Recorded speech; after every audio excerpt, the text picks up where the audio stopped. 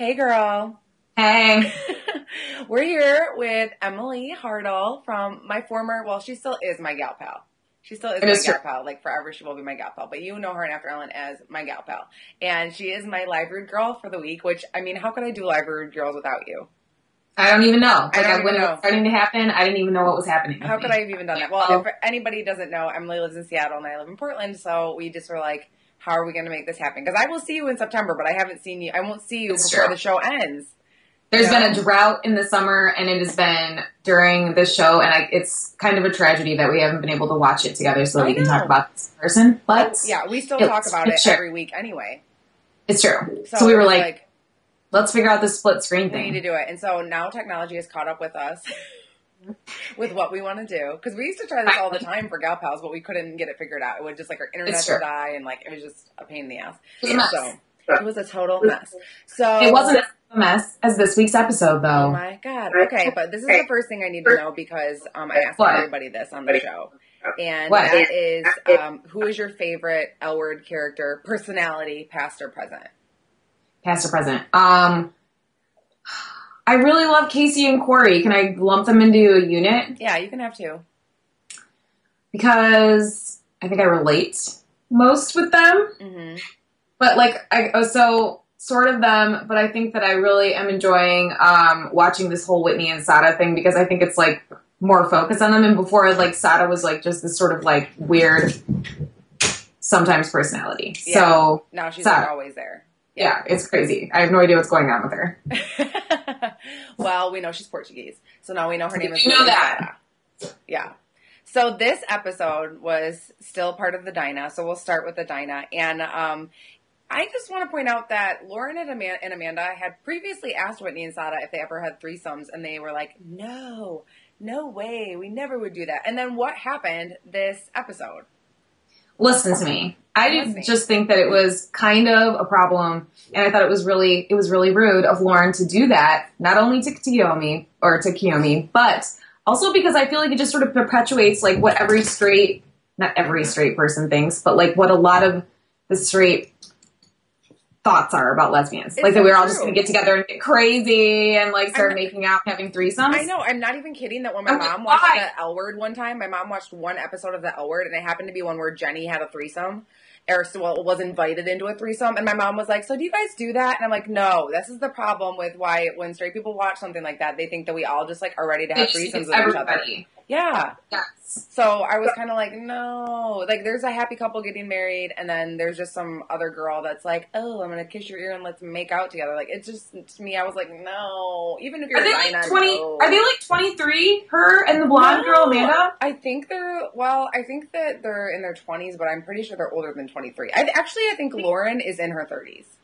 No. Yes. Not a joke. And she still acts like that? Yeah, not a joke. That's great. And then people use, like, Dinah as an excuse, but, like, to me, I still wouldn't be like, oh, let's do something. So at Sheedanism, you're not going to go wild? At Sheedanism, you and me are going to share a bed. So it'll be okay. I know. So it's going to be crazy, and obviously.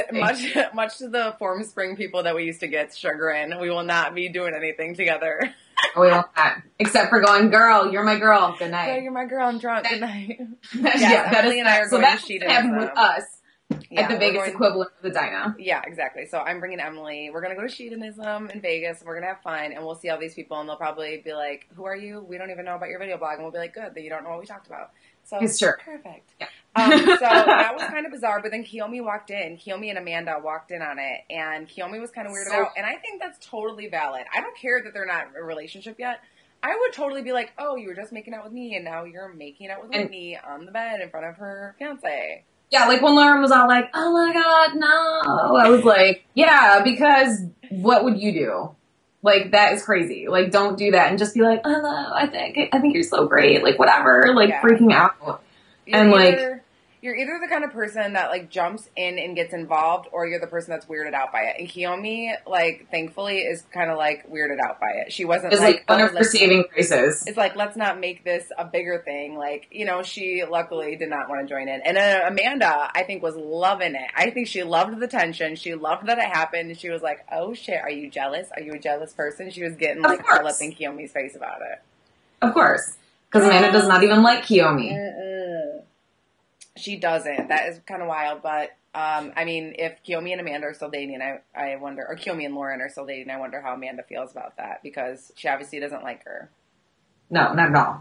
But I think she's just jealous in general. Like, I don't think it happens to be Kiyomi. It's probably anybody that Lauren I agree. with. Because when they were in New York, they were just like when Amanda was like doing stuff with like her ex-girlfriend or her current girlfriend, whatever the situation is these days, it's not really clear, right? Because she was like making people at the Dinah. Right. So, yeah, they're just, both of them are jealous of the other one's situation, like, all the time. Yeah. It's like, sort of it's like you and me, like, when we go out together. I am like, you know what? Shut it off. I thought this was a girls' weekend. Yeah, exactly. No! Oh, my God. Well, luckily we don't have that problem. We don't have that problem. We're married. So, like, bye. But, exactly. Yes. So, next, let's talk about how Romy and Kelsey basically were just boring and just decided to go golfing. And then Romy was really bad at golfing, but I don't really care about that, but Julie did. So yes, my wife was like, oh my God, she's terrible. I'm like, I don't think she was trying to be good. Like, I think she was just like, I don't want to be drunk at the pool parties because I'm sober, so I'm going to go try golfing. But it was really boring for the TV show. You know what I'm saying? Yeah, they were boring. Yeah, so that sucked. So then Whitney and Sada were just kind of like the threesome whole thing. Like, and clarification for anyone who didn't watch, they started making out together, all three of them, but nobody had sex. They did not have sex in the threesome. Who knows where it would have went if they weren't interrupted, but... But they did not. No, it was just the beginnings. So I think at Dinah, that was pretty much the wrap up of that. But then they had a photo shoot the next day that was very dramatic. And I was wondering if you thought, personally, who had the worst day there, Romy or Allie? I think Romy worse, just because it was like more people. Like with Allie, it was just Lauren, and Kiyomi's kind of shady and has always been kind of shady with her. So it's not like some sort of like crazy surprise. Yeah. What do you think? Yeah. I just felt really bad for Allie because everyone else in the room totally knew what was happening and she didn't. And she just came into the situation and was like, oh, like expected for Kiyomi to probably be like still the same way with her. And I think that's so heartbreaking when you finally realize someone and you, like, they used to be like willing to put up with certain things and like fight for you and stuff. And then all of a sudden they're just like, she's just like, yeah. Yeah. And it's because of someone else. And that sucks. And then she had that kind of like craze, like skunk like stripe in her hair. I just feel bad because she's not. And then really she like peered around the corner. Like she was like, I was like, ew, what is happening? Like nobody it was so was even talking to her, and I just felt bad about it. Like, nobody knows who she is. Like, I mean, she's just sort of like Kiyomi's homely, sometimes girlfriend who like they in New York, and she's like, why don't you like me? And then Kiyomi leaves, and that's like, hey, right. So I do feel bad for her though. But Romy, Romy had a really bad day there though. Yeah, I mean the fact that can you imagine being in a room, if you were on a TV show and you had to be in a room taking pictures and pretending to be happy amongst all these girls that don't like you and were obviously talking and all friends? I mean, that's just like high school all over again and terrible. Oh my God. Yes, completely. I mean, I don't really like Romy's personality. Yeah, but you feel bad no matter what, right? I mean, I still feel bad for her. Yeah, I mean, I wouldn't want anybody to like feel like that, you know, like that's kind of messed up, you know? Yeah, and I was, at first I was like, I was skeptical enough to say, I wonder if she's doing this because she wants like viewers to feel bad for her, or is she like really this sad about it? And I don't know, because so many times with Romy, I'm not sure if it's like an authentic thing that she's feeling or she's putting on a show for things, you know, the camera. Yeah, exactly. Like, so when I won't go there yet, but that's why I don't believe her, and I don't know who to believe with Sada or her. Yeah, we don't even know. So then they had a meeting. I know, I'm like, I'm jumping ahead, but no, that's fine because that's the next progression. You know what I mean? Like then they went on to meet up, which I guess Sada sent a text or called Romy and said we need to get together or whatever, and so they got together. But nothing was worked out, and I have no idea what it is they were fighting about. Me either. That's what I still can't figure out. Like, I mean, there was one time that Sada and Whitney were like talking about it, or like maybe it was just Sada, but she was saying that like Romy was in the pool with Whitney like last year at Dinah and like looked her in the eyes and then like started making out with Whitney. Yeah. But then like you made out with Lauren and you're all, whatever happens at Dinah stays at Dinah. So that can't be the reason because like there's no way that would just like ruin their friendship forever. Besides, that was so long ago. Like they had stuff happen since then. Like Romy at the end of season 2 was sleeping with Whitney when Whitney and Sada were like on a weird like they couldn't figure their relationship out because they were both not monogamous with each other. Like, I just had no idea what this conversation was about when they were talking, and one is saying, you weren't there for me. The other one's saying, you weren't there for me either. You never called me. I used to call you all the time. And the other one's like, you don't call me anymore. And then there's just like we're freaking out. Like, it was like, I mean, I'm sure we've all been in that situation where somebody wants to, like, take you to a coffee shop or out to lunch or something to talk about stuff that you already thought was over. Yeah. And so then it can get really awkward, but their stuff, like, didn't make any sense. Like, they both were just, like, spitting back and forth and making accusations. Like, there was nobody was going to come out. Nothing relevant was talked about, so nobody still knows what's happening. Yeah, and I thought that was so weird. And then afterward, during the episode, Romy had tweeted that Sada had set it up with her as, oh, the cameras are making me meet with you. And then, like, so Romy probably going into it. If that's the truth, then Romy going into it was probably like, okay, so this is never going to get worked out anyway.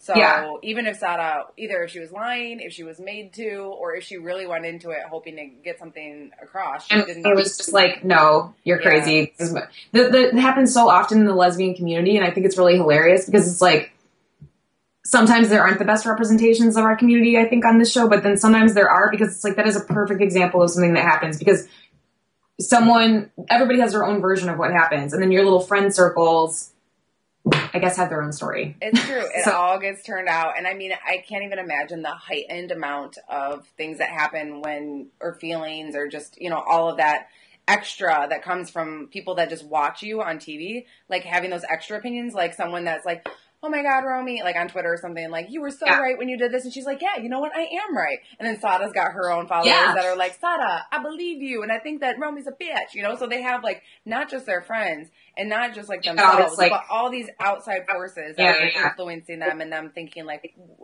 they should be friends, or they shouldn't, or, you know, who knows? So it's just. What do you think? Do you have any idea? Do you even have, like, just a guess? Like, a guess at what it was that they're mad about? No, just, like, who's telling the truth.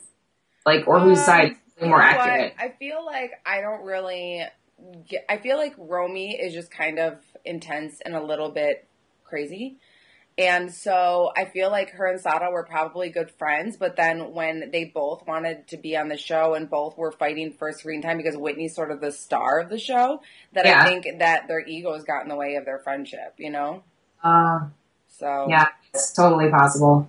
You know, I mean, like, I don't know. There's probably more to it that they don't feel like either talking about on camera, or that I don't know. Who knows? I just was so confused. I just had no idea what was happening. It was a very confusing episode. I was like, what is going on? Like, I was waiting for someone to explain, to just put it out there and be like, I'm sorry I did this, but nobody's trying to say I'm sorry. So I guess it was just like, you know. So it might be like the flippin' Jenny Schechter mystery. Nobody ever knows what happened. Exactly. Nobody. Who killed Romy and Sada's friendship? No one will ever know.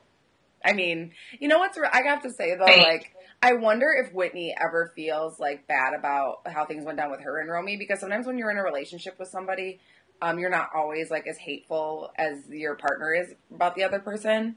You know? But she seems to, when she was talking to Casey and Corey about it, like, didn't really seem to harbor any like real feelings or sadness about how things went down with Romy. So she was involved in it in some way too. So probably, yeah. And the thing that made me question, like, that I didn't think that Sada was telling the truth, or that, like, there might be some shred of niceness or something in Romy, was because Casey and Corey, like, sided with her. Mm-hmm. And they're, like, friends with her. It's weird. Yeah, they're trying to stay in the middle. I trust your opinion. Like, what are you doing? Yeah. They're trying to stay in the mid, like, you know, like, equal, like, parts friends with each side. But I feel like they have a real affinity for Romy, and so weird. Which is funny, because didn't Rachel, your wife, say that she usually trusts their judgment, but now she trusts Casey and Corey's judgment. So she was just as good. We were, like, very confused. We were like, oh my God, what does this mean? What do we do? What do we think? Now what do we think? But you know what? There's always some friend, and I'm not saying that they're, like, wrong for trusting Romy, but there's always some friend that you usually really do trust, and they, like, really like someone that you cannot believe that they are friends with. That's true. I mean? That you're just like, how can you? And you realize that people, like, are different people to different people. So, like, to Corey and Casey, she's probably amazing, great friend, but they aren't in a, like, sexual circle with her. Right. I mean? It's a totally different situation. Yeah, because they're, like, married. Yeah, so she's not, like, a threat to them, whereas with, like, Whitney and Sada, she was, you know? And really, So. To Sada, I think, mostly. So, Emily, thank you so much for being my live rude girl today with me. You are welcome. I am happy to always be your live rude girl. And so next week I will be in Chicago when this happens. So if I don't have Emily on as my Skype guest, I'm going to try to wrangle someone else into watching this dang show. You should have like Shira and Meg. I will try to get them. I'm going to try to get somebody else because I think it's been funny that I've been in, here in Portland, I've been in LA, and I've, Skyped with you now in Seattle, made Julie do it. Like I just have to keep going. When I'm in Chicago, I'm going to make somebody else, So we'll see about it. But thank you so much. And you're my gal pal forever. You are mine. Okay. Well, you have a good night. You too. Bye. Bye.